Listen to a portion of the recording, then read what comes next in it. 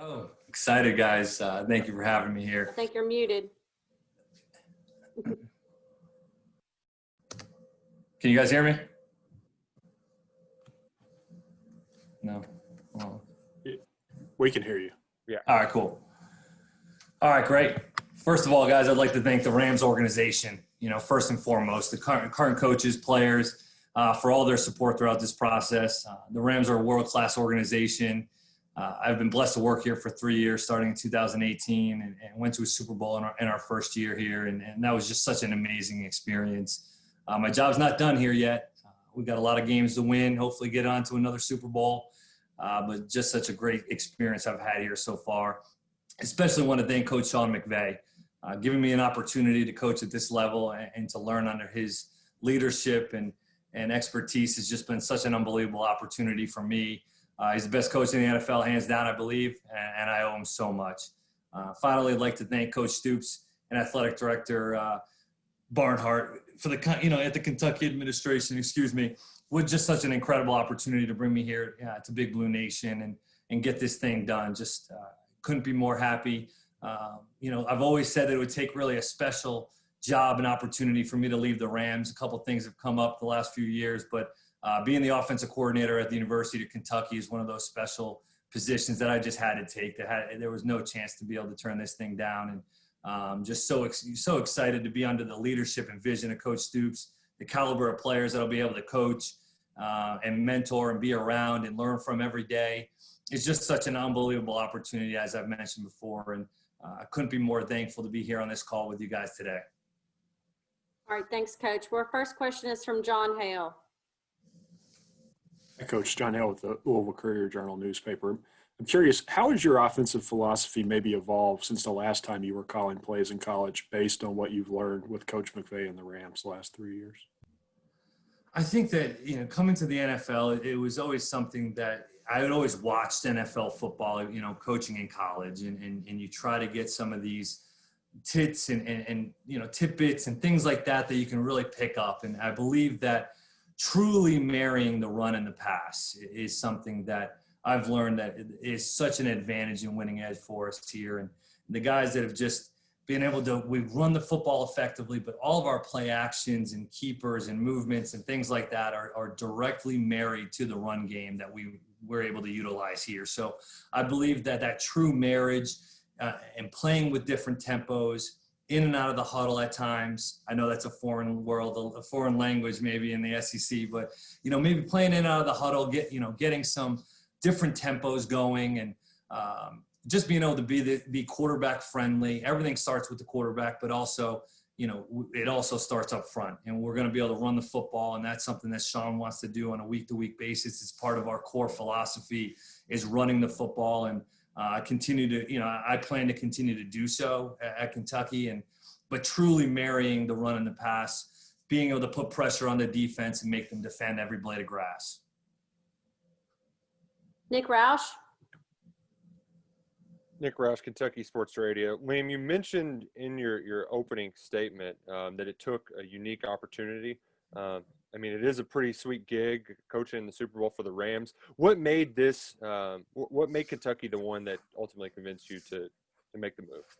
First and foremost, it's the SEC, right? It's if you're not talking about the NFL, you're talking about the SEC in terms of level of play. And that was something it was always my dream really to get to the National Football League in some way, shape or form. And that happened, and I've had an unbelievable experience. But I believe the unique situation that it is they've won a lot of football games. Kentucky, we've won a lot of football games. They can run the football, have to improve the pass game. I think that's something I can help with. But also talking with Coach Stoops, he had this vision from the beginning in terms of what he was looking for, and he didn't stray from it at all. And to me, that speaks volumes about that kind of person.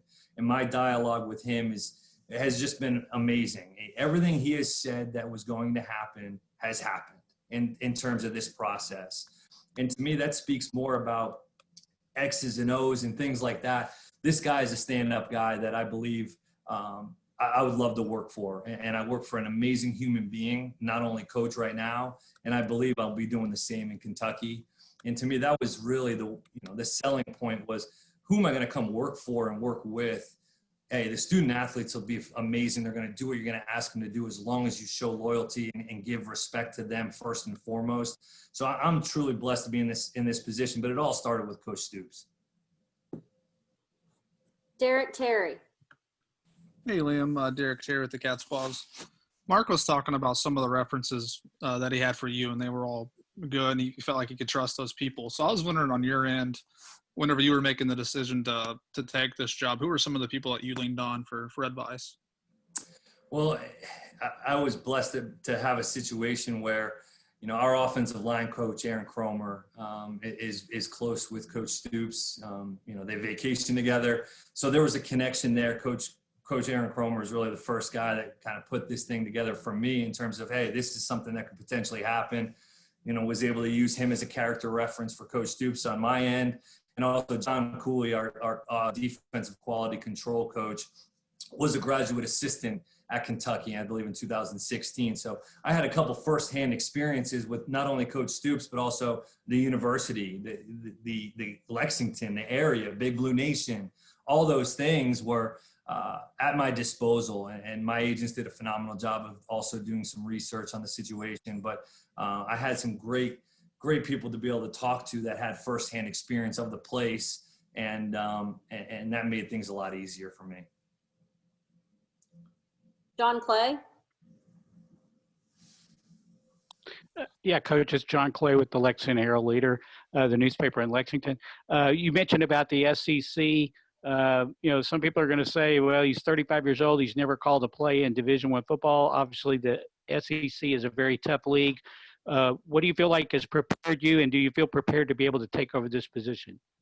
Yeah, first and foremost, ton of respect for the SEC, obviously. I mean, it's what when we turn on film to watch college ball and see what guys are doing in college football, that we can take some bits and pieces from Steve Sarkisian or last year Joe Brady and some things like that. We're watching the SEC, so it's a conference we have a ton of respect for. I personally do, growing up a football kid, but I believe if you call plays, I don't know if the where it exists, it will really change. The atmosphere sure will change, and I've learned so much more from being a play caller at Maine. So I believe that the players will do what they ask you to do if they respect you and they want to play, and you have juice and you bring energy, technique and fundamentals.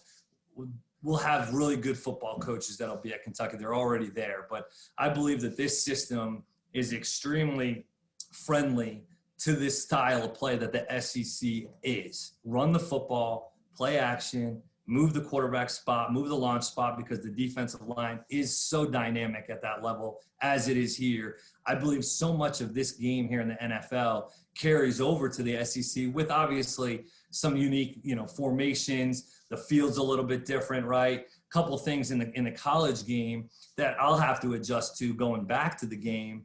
But I do believe that this system and our style of play, matched with Coach Stoops' philosophy of what he wants the offense to look like, will be a really good match for the conference.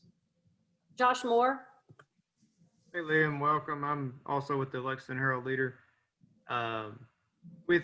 As far as the recruiting piece, for you kind of getting back in that game, is that something you look forward to? And have you talked with Vince Marrow, the recruiting coordinator, much, and how maybe you'll fit into that equation? Yeah, actually, Vince reached out to me just not too long ago. And I've only heard unbelievable things from him about him and his experience being a top-notch recruiter in the country. I'm jacked up to get back to recruiting. Both my parents were teachers. My father was a coach. My grandfather was a coach. And really, you get into this profession, or at least I did, to try to make an impact on kids' lives in some way, shape, or form. Try to have them take something that you can maybe give them along the way that helps them become better human beings along the way. And that's why I got into this profession. I love the X's and O's. I love football. But I do miss some of those relationships, true relationships of impacting 18 to 22-year-old kids that are at such an important time in their lives that need some of that, mentorship and guidance and just being a friend and just being somebody that can be there for them. And I miss that part. So recruiting I believe being a 35-year-old guy, I'm actually closer in age to some of them than I probably am to some other older coaches in the country. So I believe that can only help me in terms of walking into a household and being able to be honest and be myself in terms of, hey, this is what I'm all about. This is what Kentucky football represents. And I'm a representation of Kentucky football. And I believe I can do that to the best of my abilities. Howard Herman. Howard. Hey, congratulations. Can you wrap your arms around the journey from Rhode Island to McGurk, and now you're going to be in the SEC? Can you just your thoughts on that? Yeah, I just got goosebumps. I just got goosebumps thinking about it and just seeing your face, man. It's been so long, covering, just being covered by you, and it's been a long time, but I can't really wrap my head around it right now. It's been, it's something that always I dreamt of and foresaw out of my career as you move forward. I always wanted to play at the next level. Didn't get that opportunity. Had a great college experience, and I always thought that was kind of going to be it. But I knew I would coach. And once you get into the profession, you never know how it's going to really end up, and so how many of the pieces. And I've just been under Mark Whipple and Phil Estes at Brown and some of the other guys that have really paved the way for me as a coach. To get the opportunity to come to the Rams was just like, oh my goodness, this is phenomenal, right? And then now to be able to come into one of the most, the top division conference in college football at a place like Kentucky is just a dream come true. It's a dream come true. I've been, my dad's my best friend, and he's so excited for this opportunity, as is the rest of my family. But to put this thing in perspective, to have so many UMass guys reach out to me over the last 24 hours, to have Brad White, the defensive coordinator there, be a high school rival of mine. And it's just so many pieces that come together are just make this truly that much more special. Kent Spencer. Yeah, Liam, you said the offense, everything kind of starts with the quarterback. What do you know about the quarterbacks that you're going to inherit, at Kentucky? And also, you mentioned the fit. How vital was it for you? Was it crucial that you and Mark Stoops were on the same page with what you guys and what you want to do offensively? That was the most important part, I believe. I mean, I don't know if it's necessarily about plays. It's definitely more about players. We all know that. It's not X's and O's, it's G.I. Joes. So fitting out in terms of, hey, what do we want to look like? What pieces do we have here in place? And I believe that there's pieces in place in terms of the quarterback position. I'm not too positive. I've seen a couple of the guys.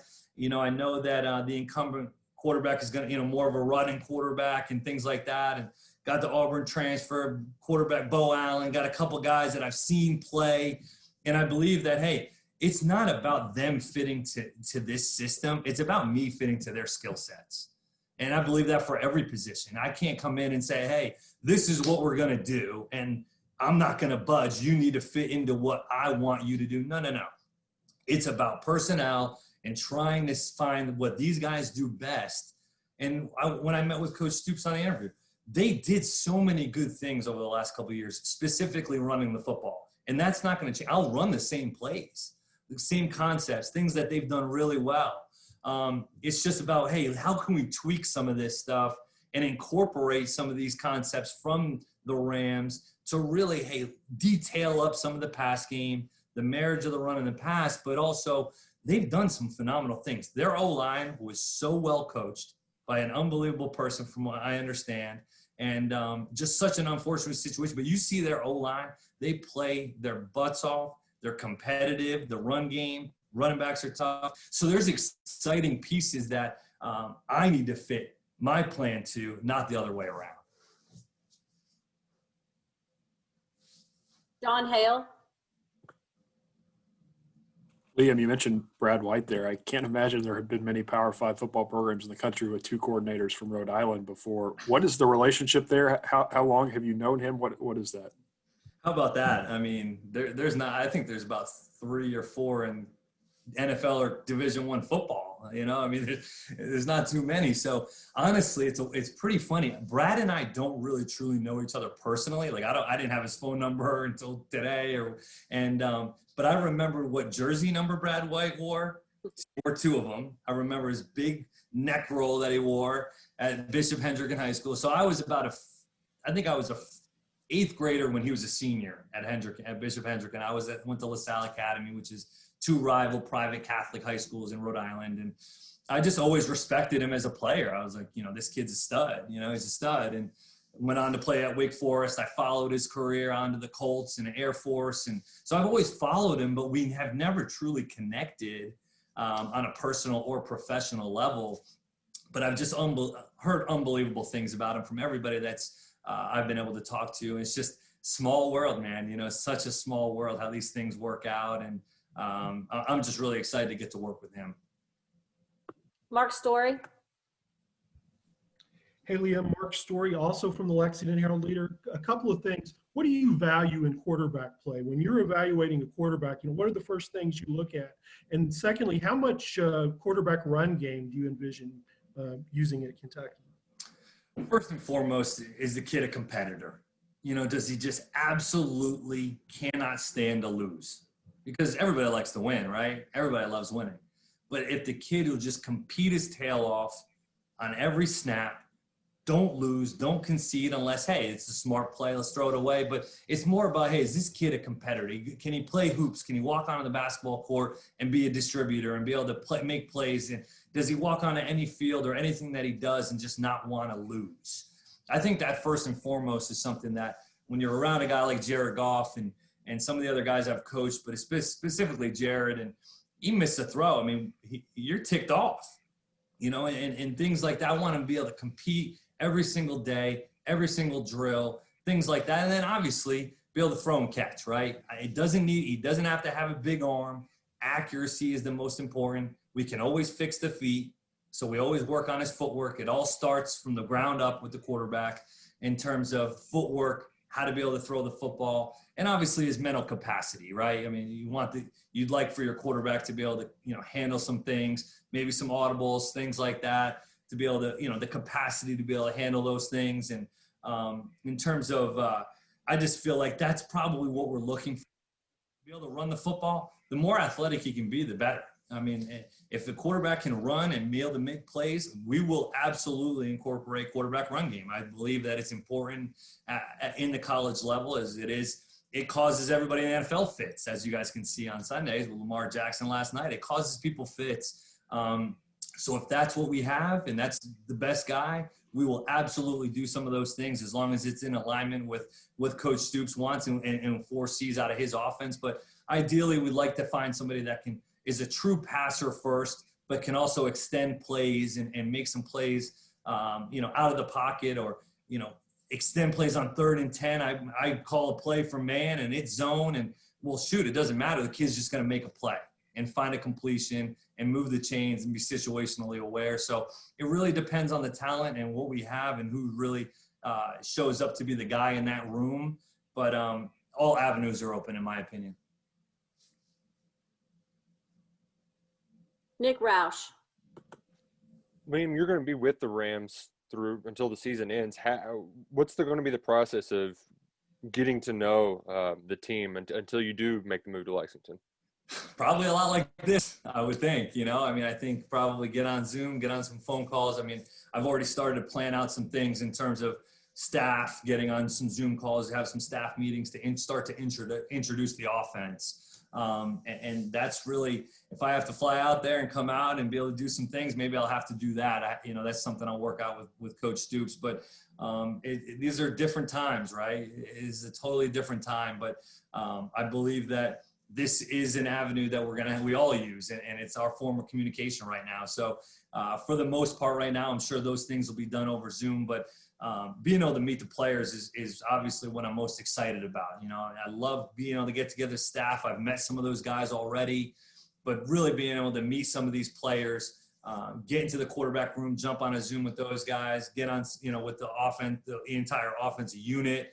I know some of those guys, they don't go back to school until about January 26th or so. So, hopefully I'd like to be back for that. Hopefully we're in the Super Bowl, but in the meantime, just to be able to use some of these the technology that we have at our disposal to get some of those conversations and dialogue going. Aaron Gershon. Liam, Aaron Gershon, Big Blue Insider. You guys are obviously looking to improve the pass game, but how important is it to maintain the success UK's had running the ball the last couple of years, specifically with some of the running backs who are expected to get back? It's so important. It all starts there. I mean, the quarterback, we all know, I believe, is the most important position in sports. I believe that. But when you're looking at an offense and who to really protect and you want to gear your skill sets towards these guys, it's the quarterback and the offensive line. If you look at some of the, being able to run the football, put your offense in good position, run good plays into smart looks, whether that's with zone read, whether that's with RPOs, or whether that's with an audible system. Try to put your players in the best chance, opportunity to be successful. And I believe they've done a phenomenal job at that. I mean, you see the physicality up front. You see the backs making plays. It's a sound run game that they've had for the last couple of years. And that's something I don't plan on changing. Hey, maybe we jump under center a couple of times here and there. And maybe diversify the run game a little bit in terms of some of the things that I've learned here with the Rams. But I do believe it's going to all start with, hey, when we snap out of the huddle, the first thing the defense sees is the offensive line attacking the line of scrimmage when you break the huddle. And if that tempo and that's something that's, we have respect for and we appreciate and we know that is a winning edge for us, I believe that we'll have some success.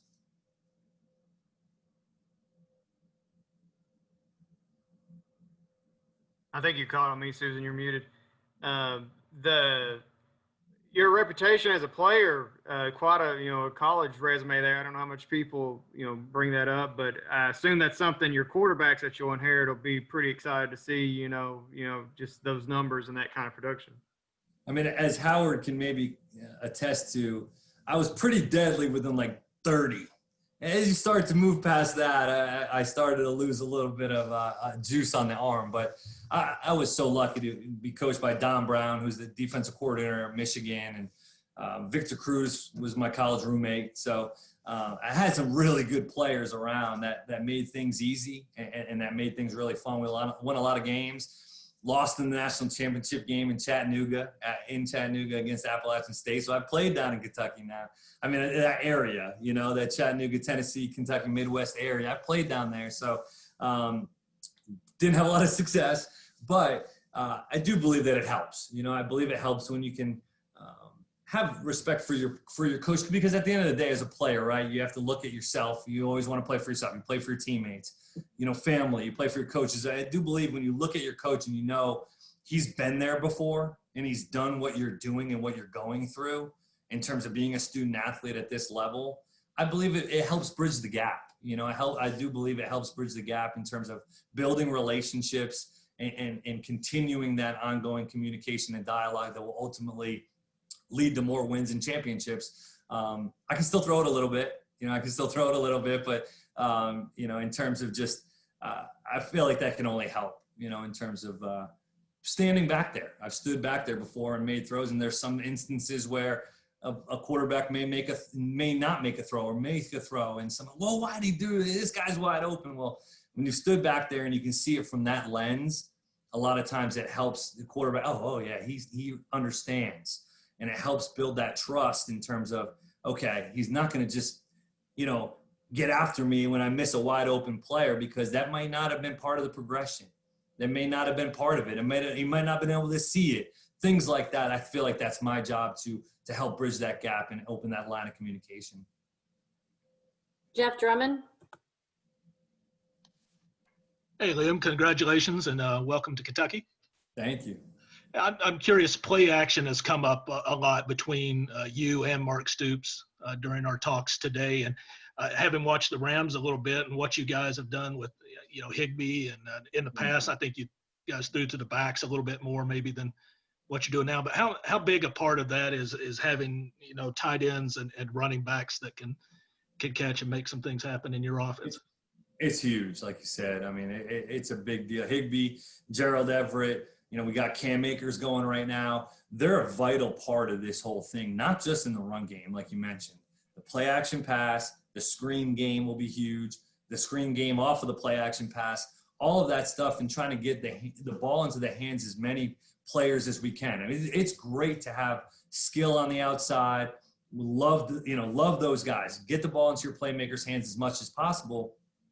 But we all know that there's mismatches, right? There's matchups that you can take advantage of that aren't just out there. Cornerback on a receiver. Well, hey, let's get a linebacker on a tight end. Let's displace the back and get him matched up on a linebacker, excuse me.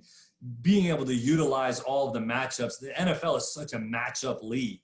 When you play man-to-man, you get matchups all over the place, and you have to be able to win one-on-ones at this level, and I believe that's at any level. So to be able to utilize the tight ends in some of the keeper game, the bootlegs, utilizing the backs in the screen game and in some of the drop back game, whether it be an empty or displacing the back some, I believe that can definitely help the offense and be able to get the ball into some of the playmakers' hands. I've seen some of these tight ends on tape, and I've seen the backs on tape a little bit. Playmakers, for sure, some guys that you can distribute the football. I believe it was against the Arizona Cardinals 2 weeks ago. We had 9 players catch the ball the other nights, against the Cardinals. So be able to distribute the football. The quarterback should act like a point guard, not just throwing to receivers. Let's get the ball into some of our playmakers' hands. John Clay? Yeah, Liam, I was curious. So what's it been like working for Coach McVay? And are there 1 or 2 things specifically that you have picked up from him during your time there in LA? I mean, first and foremost, when you step into the building, you feel the energy, right? It's a place that you truly love coming to work at every day. I mean, you don't get into this profession to get, a pat on the butt, right? And to hear somebody say, you're doing a great job. That's not why we do this, right? That's not why we do it. But it is nice to hear it. And that's something that I feel he does such an amazing job at, is making his coaches feel appreciated, genuinely. And that's just, he knows everybody's name in the building, the chefs, the cleaning staff, everybody. He knows everybody in the building's name, calls everybody on a first name basis, tries to, really get himself into everything that's going on in this building. And he has so much to do. He's our offensive coordinator. He does all these things. He knows the defense. And he's different. There's no question. He's a different breed, but he's an unbelievable person. And that's where, to me, I've learned that, this profession, when you're in college or a place I've been before, is, discipline, hard work, all that stuff is extremely necessary. But hey, let's have open dialogue. This isn't my way or the highway dictatorship stuff. Let's collaborate on this thing. What's best for us as an offense to be able to collaborate on and do together. And that's the type of thing. He gives our players a ton of autonomy. Hey, what do you want to call this? How do you want to run that? Do you feel more comfortable doing it this way? Now, these guys are pros, so some of that stuff they've been doing for years. But I do believe when your players have ownership over what they're doing, whether it's conceptually, fundamentally, or, hey, just maybe coming up with a name of a play, they're going to want to run that play a little bit harder and do their job to the best of their ability, maybe just a little bit more, because there's that much more invested on their side, not just, hey, this is what to do, go do it. Being able to collaborate, all of us, everybody in it together, and just treating people the right way. Really energy, excitement, juice, but also it's not fake on his, from him. It's real. And it's the atmosphere that he creates. We all feel the same way. And I hope to be able to bring some of that, energy and enthusiasm to Kentucky. Okay, we have time for 3 more. We're going to do Nick, then Terry, then Josh. So Nick, we'll start with you.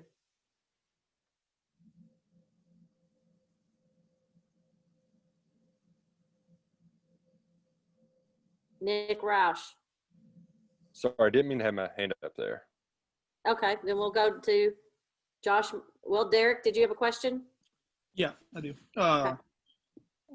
Liam, Mark said the 2 positions that really need to focus on in the offense is quarterback and wide receiver, and obviously you've coached both those spots with the Rangers. How much do you think that experience will help you once you get to Lexington?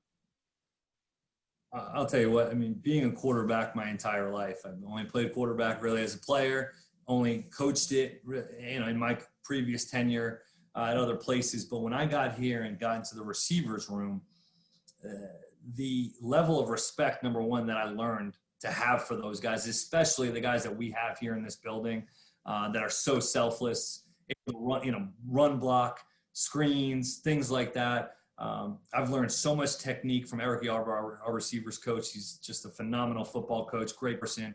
Just being able to learn some of the techniques and little things that help these guys maybe get open, give them a little bit of a tip on how to beat man coverage or how to settle versus zone coverage.